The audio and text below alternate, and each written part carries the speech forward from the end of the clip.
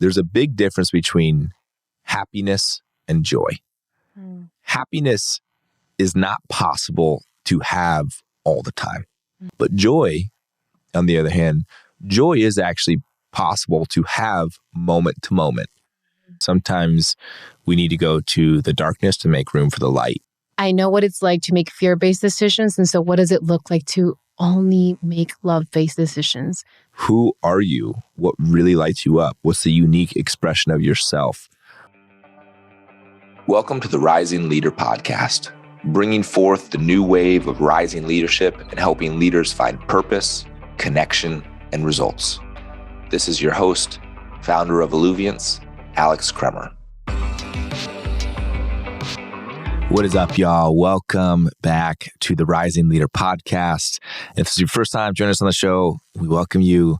This is a special podcast that we got here. This is our first time ever doing it in an actual studio. It's interesting, like kind of being across from somebody. I'm not gonna lie, I'm vibing with this. We feel so official. So fun.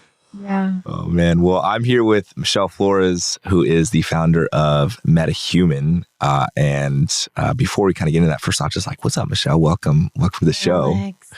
I already feel like we've already had a whole journey before this.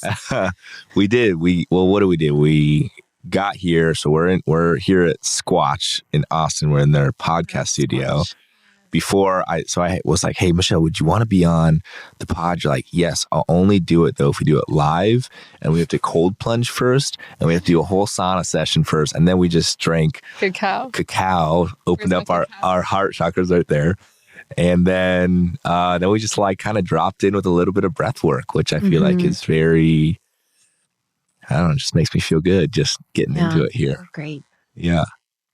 Well, so as the founder of MetaHuman, so you are really running a community of visionary leaders. They're grounded in their inner growth, and you're committed to global impact, which I think is so beautiful. You are a certified transformational coach, and you are a retreat curator, and also, I might add, one of the most popular women here in Austin, Texas.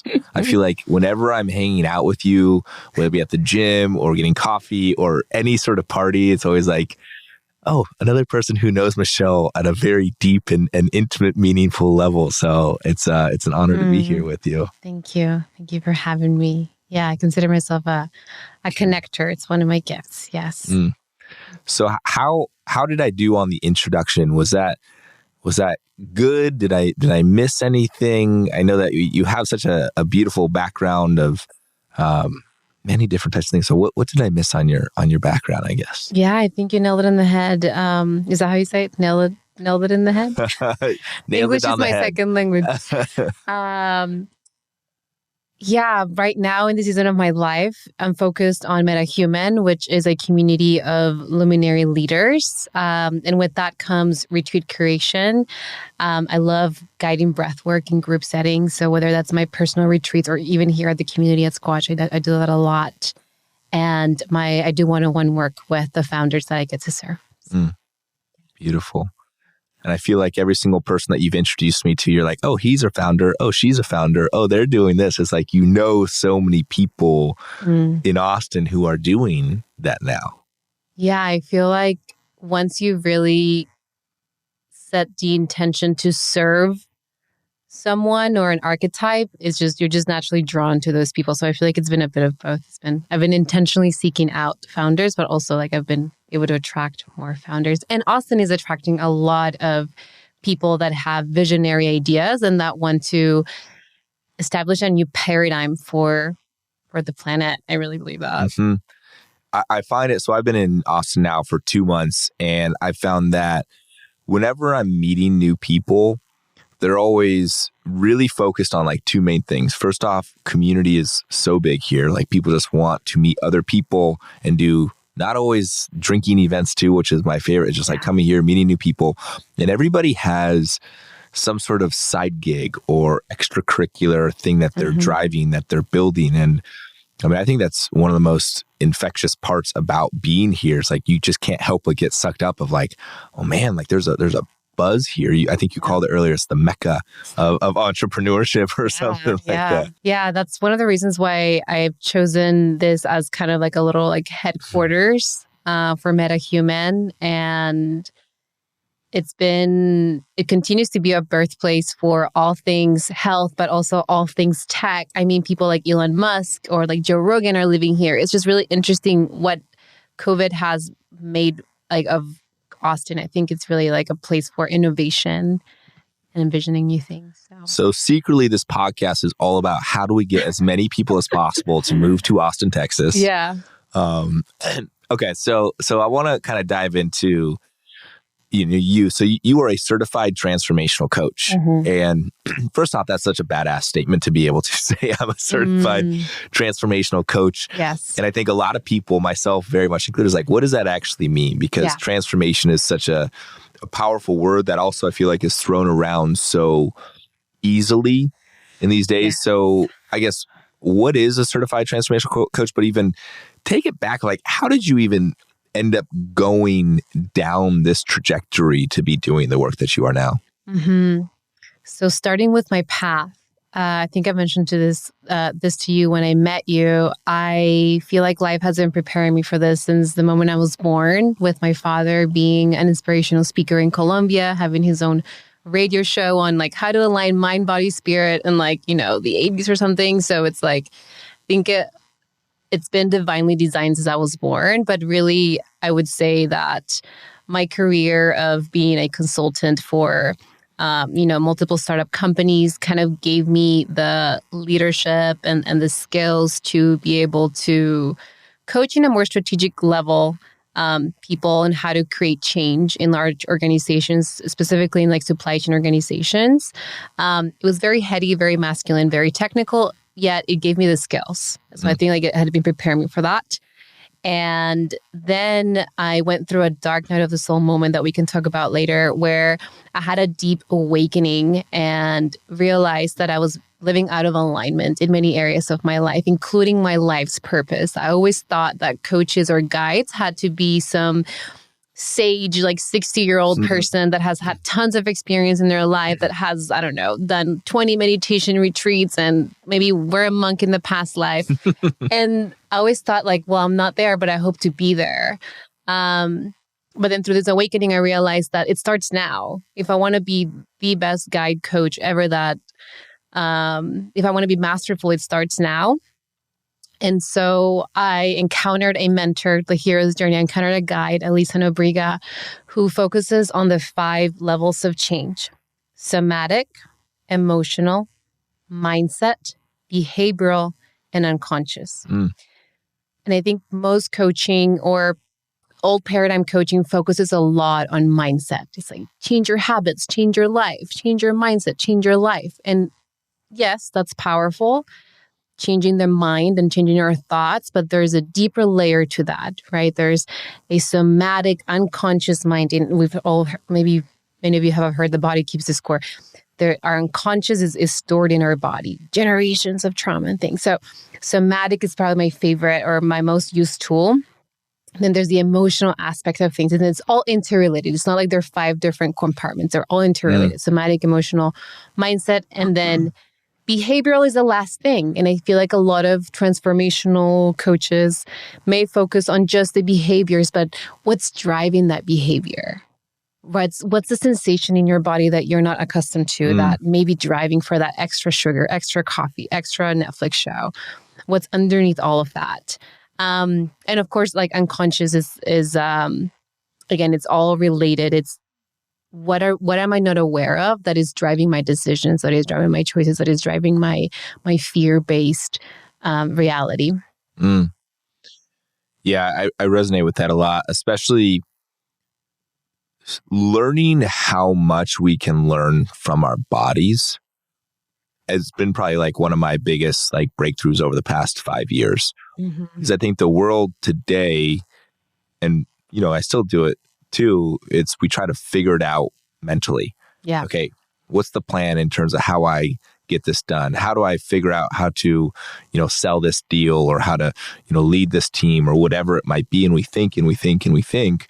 And sometimes, there's a great I don't know if you've ever seen the show Peaky Blinders, but there's the main character's name is Tommy Shelby, and there's this one great scene where somebody walks in and he's having such a tough time, and he's like, it's just me thinking about my thoughts that I'm thinking about. It's just like we can get so wound up on trying to figure it out, but when we actually bring a certain presence and attention to our heart, our gut, our lower back, our hips, and kind of sourcing from those different places, there's so much wisdom. It's like we drop from all of this mental inertia that's up here and just let it like melt in our bodies. Like, oh, you can almost like trust wherever it's actually guiding or taking you to go. 100%. It's kind of like the ability, if we're a channel to a divine intelligence, the same intelligence that creates, galaxies, stars, trees, they don't have to think about, growing. By connecting with our body, we just become an open channel for that. We become an open channel for creativity. We become an open channel for intuition. We become an open channel for so many things. And then the mind can execute. So I feel like if we let the mind be the servant of the heart or the body, then we can use this tool for inner guidance. I feel like we can build a future beyond our imagination, beyond the limiting conditioning of the mind. As much as we think we can create up here, this is just meant to be, for my opinion, for execution. There was an experiment done that I remember reading about, that somebody was holding like postcards in a way that or just like cards, pictures that the person couldn't see. And one represented good, like love, something good. And then the other card represented darkness, something bad. And they would begin to flip the picture around for them to see it. And they had sensors on the person's brain, on the heart, and on their gut. And what they found is that the thing that figured out what the card was, would trigger first, was actually the heart, and then the gut, and then it go up to the brain. Just like, it was such a tiny millisecond, but it shows and it was even before the picture was fully turned, that the heart would trigger, because it has an ability to see even before you can actually visualize. It can feel the frequency of it. And I think that's one of the big problems in leadership, in corporations, and tech, and all this sort of stuff, of these leaders who are incredibly intelligent, who are so smart and can figure stuff out. Why are their companies struggling so much? Why are the people who work for these companies, feeling burnt out, feeling stressed? It's because they're trying to figure out how to lead and run this mission mentally, and they're missing out on the most prized treasure there is to figure out some of the stuff, which is your body. And your heart, the heart's wisdom. And that's a big part of the work that I do with founders, is helping them drop back into their heart. So it's like, I love your vision. I love your mission. I love your intellect. Some of the Bay Area founders that I support, brilliant minds. And let's just feel into the heart, because the heart will lead you to do things that defy logic. It's not always the most efficient, the most optimal, the most profitable path, but it will lead you to the highest good of all. And maybe I'm getting a little bit spiritual, but that's been my journey. It's like, this doesn't make sense, but it feels right. And so I'm going to choose this path. And I feel like that is part of being a luminary leader. It's like, even though in the past, knowing that the mind is conditioned by the past, even though this doesn't make fully like logical sense, like I trust this feeling and this intuition in my body and my heart, and I'm going to take this step forward. One thing that you said before we started recording was, sometimes we need to go to the darkness to make room for the light. And I wrote that down. I was like, that's such an amazing quote right there. Because I think that's one of the big reasons why so many people don't want to do this work. They're like, hey, that's a little scary. Like, there's some darkness there. Yeah. I had a client tell me, like, what is it? This is so I don't know if I want to be sad all the time. It's not about being sad all the time. But yeah, some people want to avoid that. It's like, I just want to get more skilled. But it's like, let's go into darkness. So I'd love for you to expand on that, I guess. Yes. What was your own, experience that, supported you in figuring out that this work was so beautiful that it was required to then be able to bring it to so many people, especially founders who are leading other people in the ripple effects? Like, how did you even learn this stuff that we're speaking to? Yeah. So one of my core belief systems is that life is this really benevolent parent that sometimes just teaches us hard lessons. And it's really our power to transmute painful experiences into our gifts. We've heard this in the hero's journey over and over again. And so there's been probably 3 crucial moments in my life where I witnessed this, but there's one that really, really just was the last little straw. The first one being an immigrant in the US. The second one being 19 years old and getting a DUI. That's another story. And then the third one being, I think I was 24 years old and getting pregnant by my partner who had just been dating for 3 months. And as a woman who had always been so looking forward for that moment, for that really special moment of being pregnant, of being a mom, it's something that I always wanted to experience in a situation where it's not what I expected. And at the time, there were so many other things going on in my life, including an immigration process. And as I said, there wasn't a lot of support from my partner at the time, that I kind of made a fear-based decision of I need to be responsible and not choose to have this child. And that was the most challenging experience that I have had physically, but also emotionally and psychologically and spiritually. Yet, it was my awakening. That death of myself, that death of the life force that left my body was the birth of who I am today. And the depth of grief, of anger and shame that I experienced, I had never experienced that in my life, but it gave me the capacity to hold light. It was the threshold, it was the test, it was the container in which God life was preparing me for this. So I still believe that it's divinely orchestrated, and have compassion, have forgiveness for that version of myself. So that was kind of my dark night of the soul moment, where I know what it's like to make fear-based decisions. And so what does it look like to only make love-based decisions? Resource, feeling like that life has my back no matter what. Well, first off, thank you for sharing that.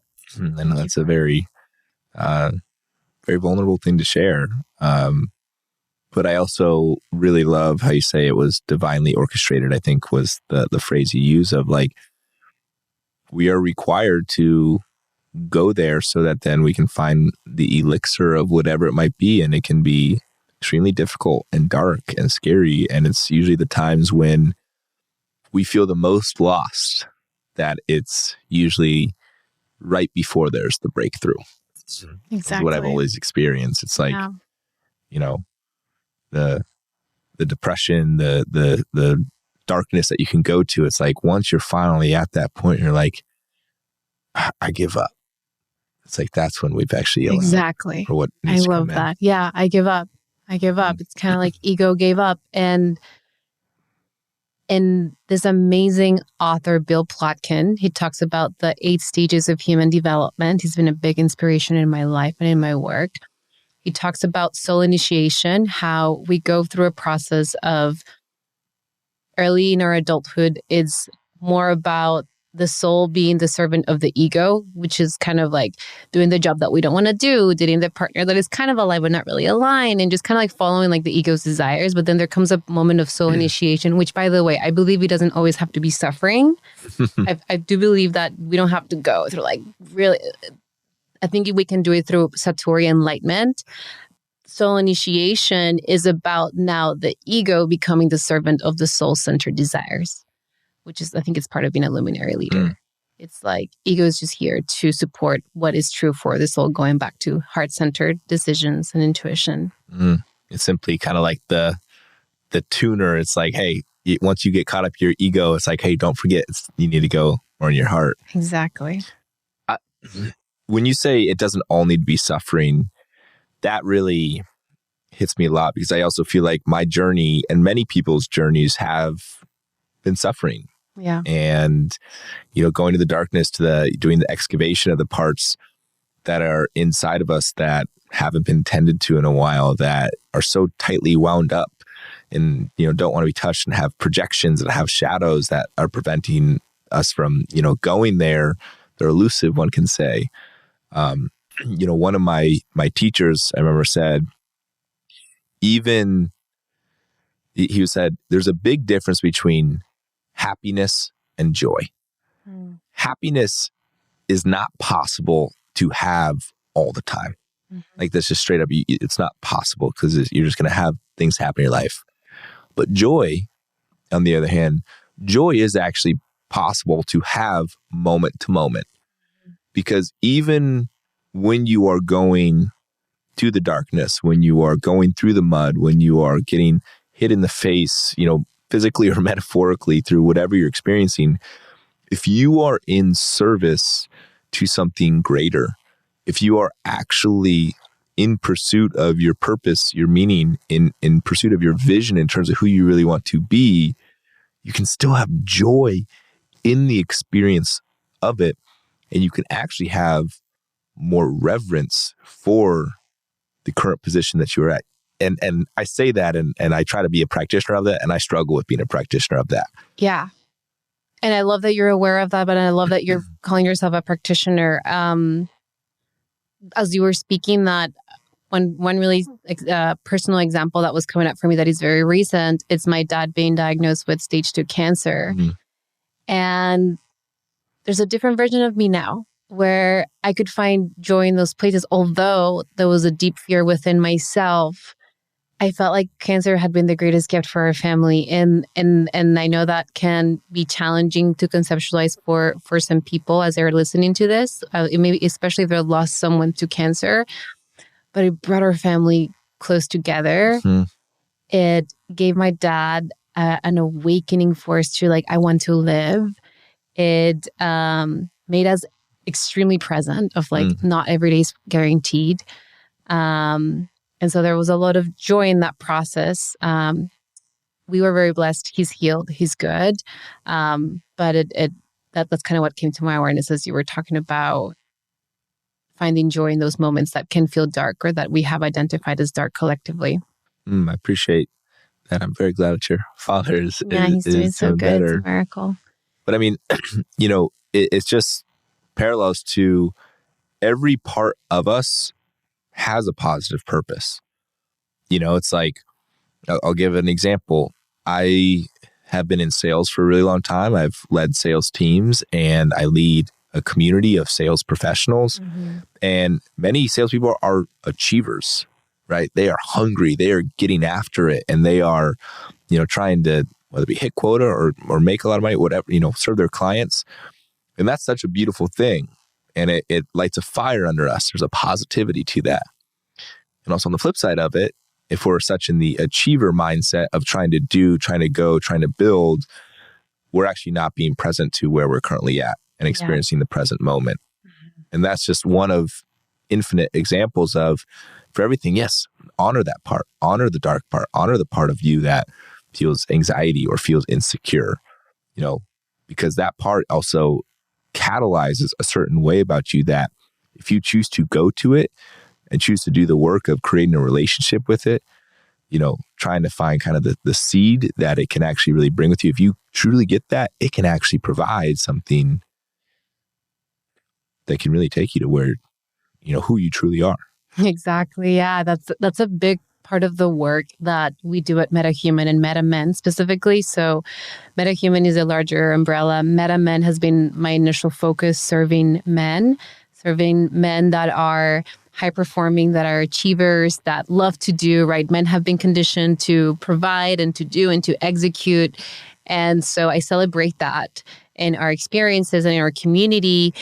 And as you said, let's honor the other parts of ourselves that have been neglected. Let's give space to to do shadow exploration. What are some underdeveloped parts of ourselves that we have been neglecting because society, conditioning, societal conditioning or gender conditioning has told us to not be whatever, vulnerable, to not be weak, to not be, et cetera, et cetera. So that's been a big part of the work that I've been focusing on, specifically with men in leadership. And it's been really beautiful to witness. It's been really beautiful to witness also how open men are to having a female lead them through this process, and actually how the polarity of it actually makes it quite magical. Not that I think it needs to be gender focused, but there's been a beautiful alchemy in between those two. And I feel like every time I introduce myself, I host retreats for men, there's a little bit of like, oh, really? Like, what do you have to teach men? I'm like, I don't teach men how to be men. It's more about inner exploration, some of the more feminine qualities of emotional awareness, of being softer and more gentle with themselves.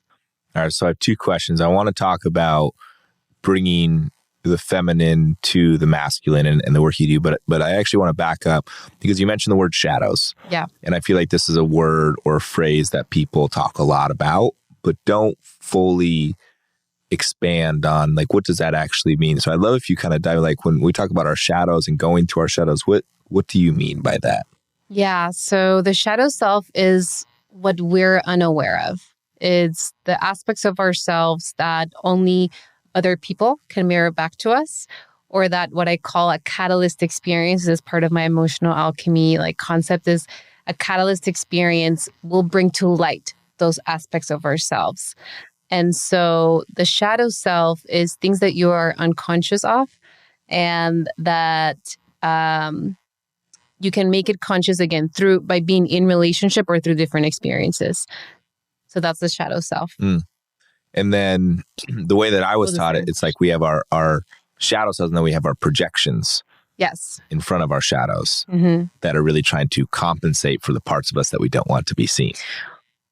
100%. So yeah, projection work is how we become aware of our shadow, right? It's like the things that we judge on others are the things that may be repressed or underdeveloped within us.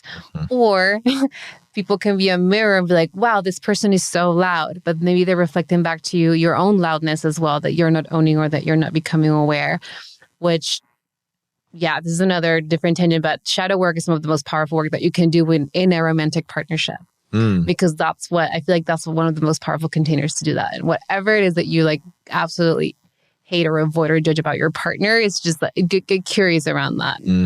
Yeah. You're just simply covering up the part of you that feels really, whatever, insecure or and there's like positive afraid. And negative projections. Whatever it is that you admire, you're like, wow, my partner is this, or even my boss. My boss is like so, whatever, creative or so extroverted or so X, Y, and Z.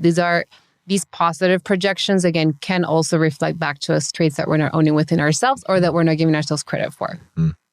Well, there's a positive purpose to these projections too. It's again back to what I was saying. It's like, if I don't like it when my partner is super loud, let's say, or making a big scene, and like, the projection of like, stop that, is because there's a part of me that wants to keep the peace or that wants to, make people feel comfortable or whatever it might be. So it's like, the unraveling of why am I the way that I am?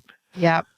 Which, a lot of that also comes from our childhood. Maybe in our household, mom was really loud and I learned that was bad. Or maybe in our childhood, mom and dad were very peaceful. And anytime at my 8-year-old self would be loud, I would get scolded. And so I learned that in order to receive love and validation, I shouldn't be loud. So now as a sales leader, when we're doing powwows, I'm the one who's sitting back and being like, I don't know why I like freeze when everyone wants to get super tribal or super excited about something, which is why these things that, Alluvians and MetaHuman are providing to these leaders, these are tools that go beyond personal development. I really believe that this is the next era of leadership development, by learning the shadow aspects, like what are my underdeveloped areas? What are the things that I'm not owning within myself?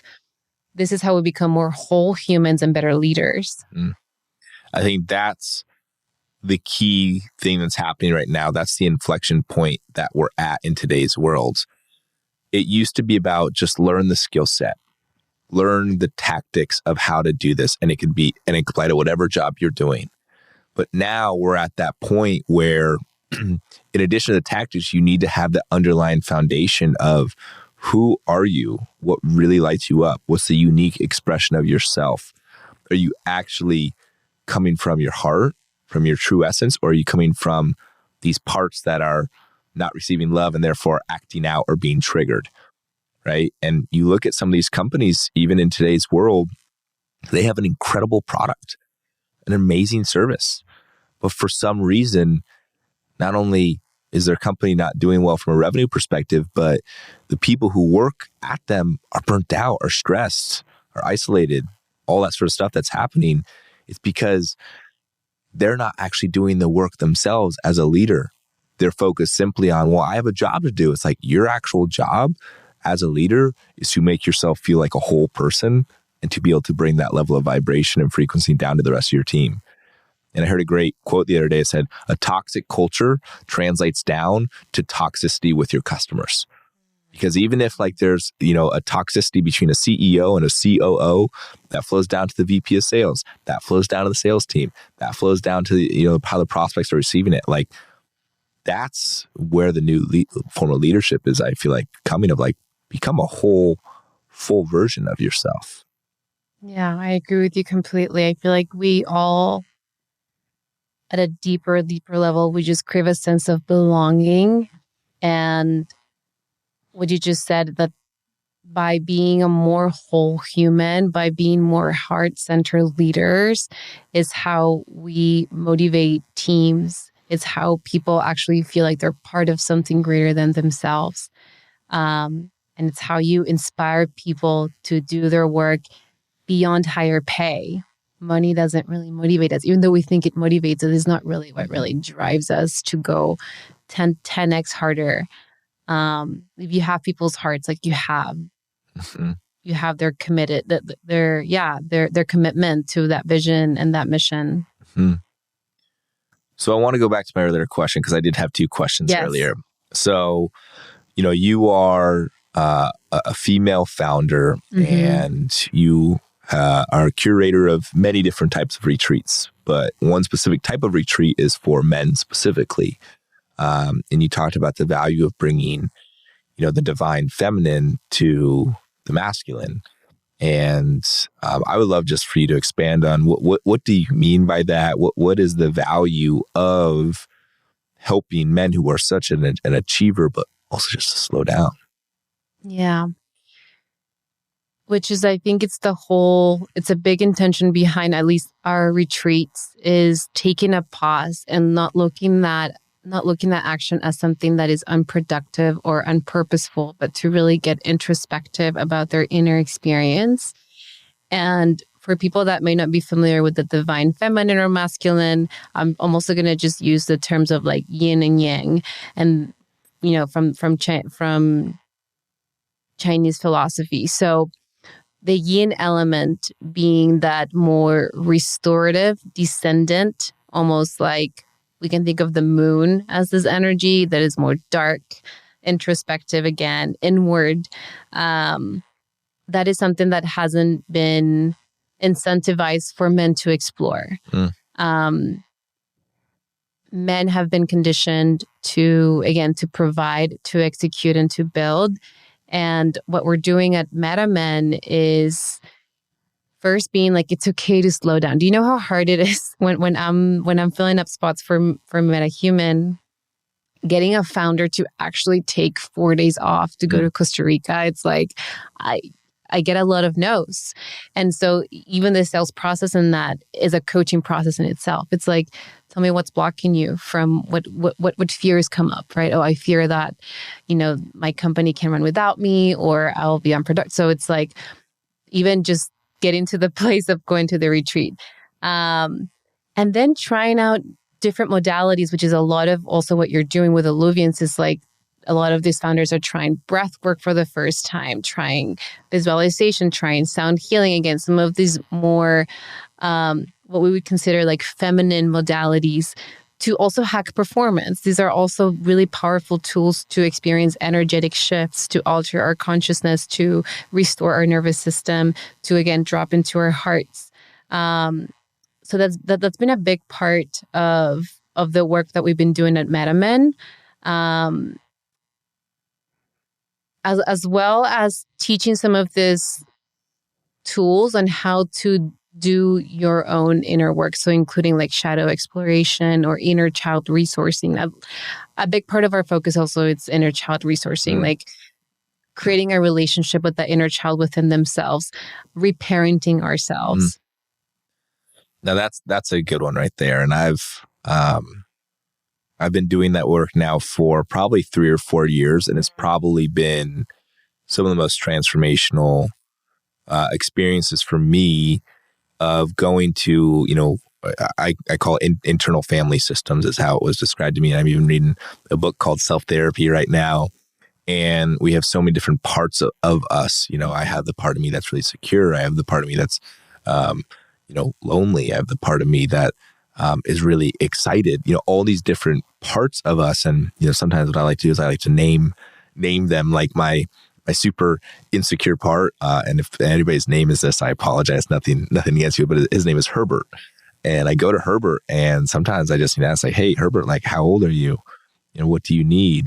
How long have you felt this way? And the ability to come from, I call it my essence, or you can call it my higher self, or whatever it may be, not to try to fix it, or not to try to like, almost, there's another part that can come up that shames it. It's like, Herbert, why are you always so, insecure? Like, grow up, change the record.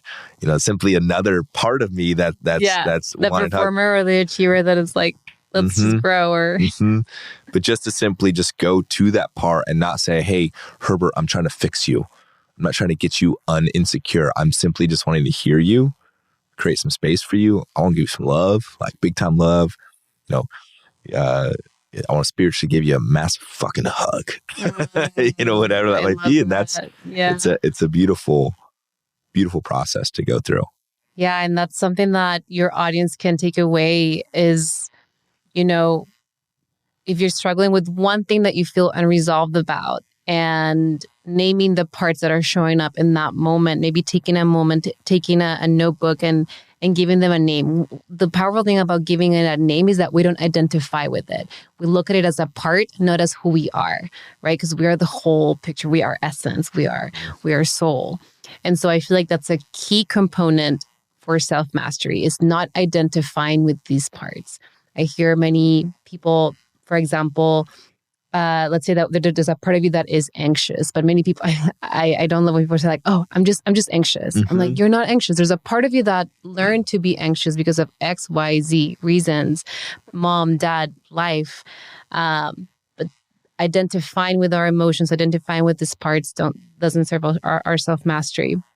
So taking the moment to look at a situation, naming those parts, and then giving them full permission to riff, to like full expression, raw and unedited, because a lot of us, we repress these parts of ourselves because, again, we identify with it and we judge it. We learn maybe that they're not welcome.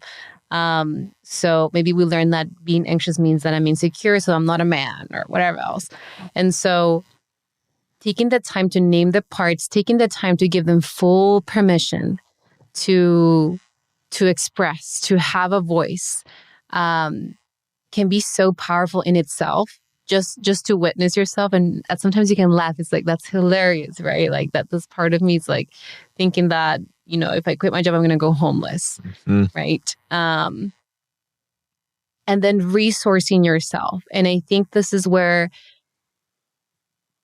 it can be challenging if you and I have been having learning tools. We have teachers. We've done this work for several years.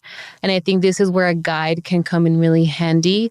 If we're not resourced enough to maybe tap into essence, maybe we don't have a mindfulness practice. Maybe this is like all these things are so new to us. This is where a coach, a guide like yourself, like myself, can come in handy, where we can just mirror back to that person that unconditional love, that loving awareness. Is not Alex, it's not Michelle. We're just being what we all are, which is loving awareness and just witnessing that person in that moment. I think that that's where the alchemy happens.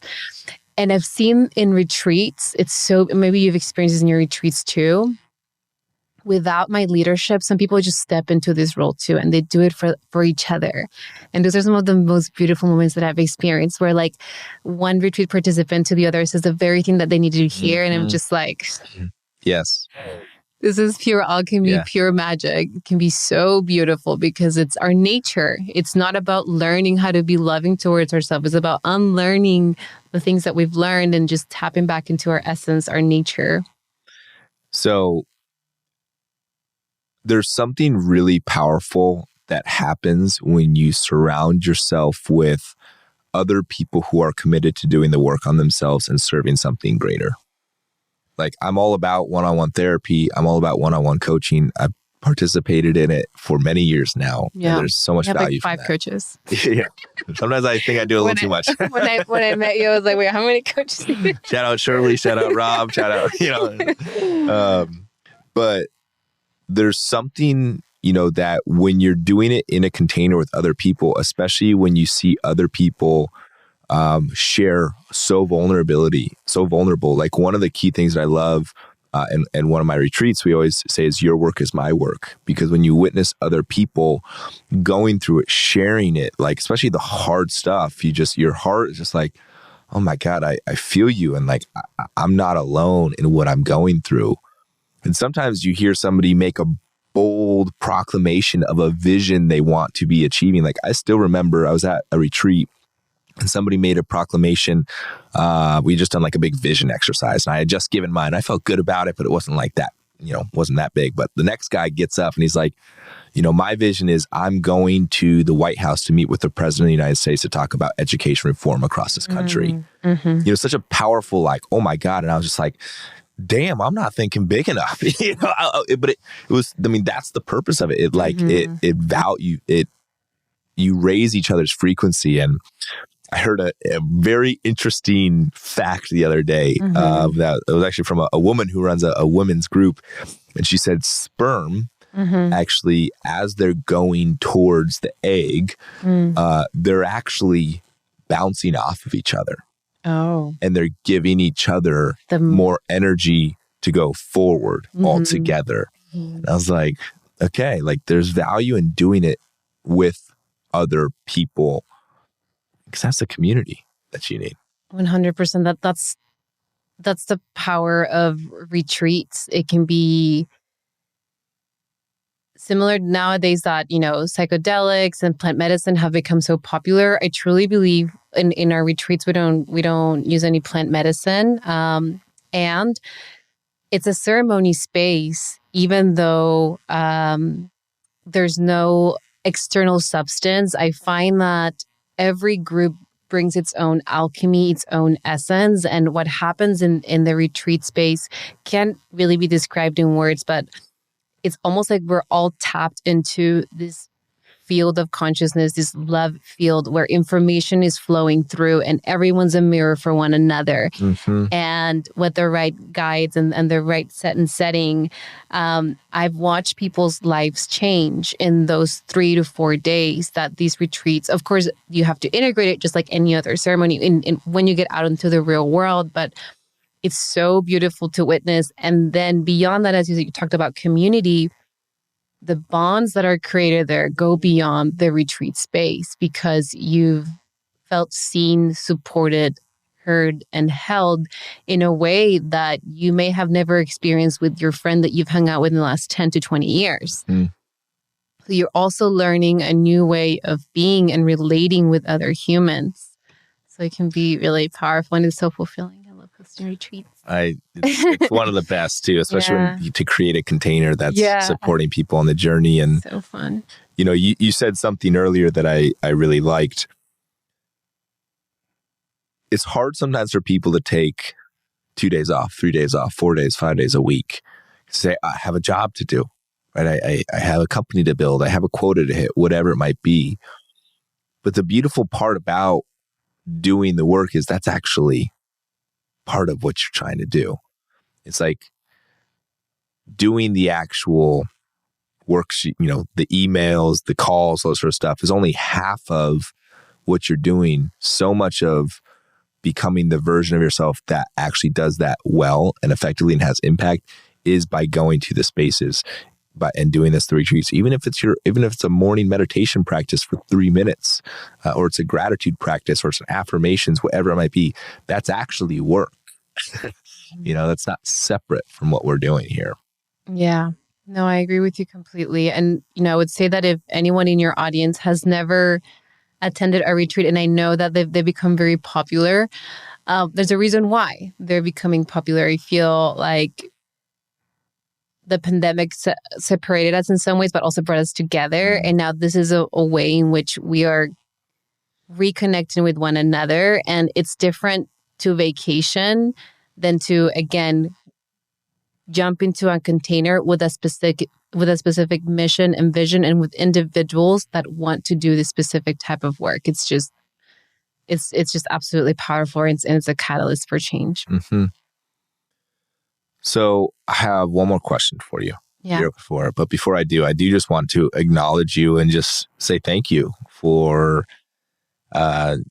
spreading your wisdom and for being in your heart. And I think you bring such a valuable perspective, and also both loving and a challenging way to people, and call them forward. Yeah. And, I've met countless people now who have attended your retreats or know you, and you've touched in some sort of way. And there's a lot of purity in what you are giving. And sure, you are doing your own work and you're still working through it, but I witness you living in a place of you're in service, and it's so beautiful, and it's great to know you and to be in community with you. So thank you for that.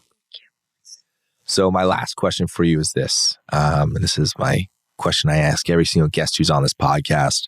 The show is called the Rising Leader Podcast. So my question for you, especially for somebody who leads and supports and coaches founders and CEOs and people on those lines, what do you view as the rising leader? Rising leaders are luminary leaders. There's a really beautiful book called The Warrior of Light by Paulo Coelho, and I feel like that book embodies really well what that means. And we're in a pivotal time in humanity where I feel like there's a sense of urgency for leaders to rise. We're being called, there's like a collective call. So I feel like rising leaders have this urgency. There's a sense of urgency that they can no longer not answer the phone. So if that's you, just answer the call. And luminary leaders are not enlightened. They see themselves as just as everyone else, even their worst enemy. Yet there's a light within them that is guiding them towards a path that may look different than everyone else or what they've been used to. Yet it feels like the path towards creating a new earth. And I know this can feel a little bit spiritual or woo-woo, but I really believe that we're going through a collective awakening. We talked about the depth of darkness and the depth of light. Think about COVID as this collective depth of darkness, even what's happening right now in the world, this depth of darkness. And then there's going to be this, so that we can hold more light. And so their light is ignited. They're following that light. They're heart-centered. And they are devoted to their mission. I feel like devotion is a big part of that. It's not about themselves. It's not about, the profit or the recognition. It's about I'm devoted to this path, and I need to commit to it no matter what. That's great. I like the word devotion. You're devoted to it. Yeah. There's no other way. There's nothing else that I can do. This is all I can do in this lifetime.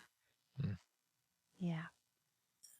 So first off, a phenomenal answer. Second off, Michelle, if people would like to get to know you, talk to you, reach out, learn more about your retreats, what's the best way to do so? The best way to learn more about MetaHuman is go to joinmetahuman.co. We're based here in Austin and we'll be expanding to San Francisco Bay Area 2024. We host retreats here in Austin, Costa Rica, and Greece. Ooh, in Greece. Greece is starting this year. All right, let's go. Yeah.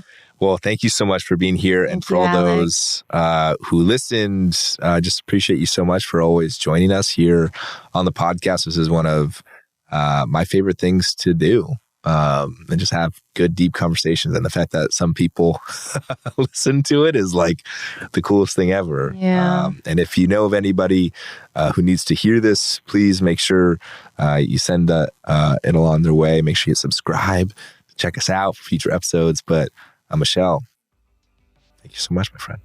Thank you. Thanks for listening to the Rising Leader podcast. Make sure you hit that follow button so you get notified every time a new episode releases. If you know someone who wants to take their lives and their career to the next level, send them this episode so we can all rise together. For more information, check out alluviance.co. We'll see you next time. And in the meantime, keep letting it flow.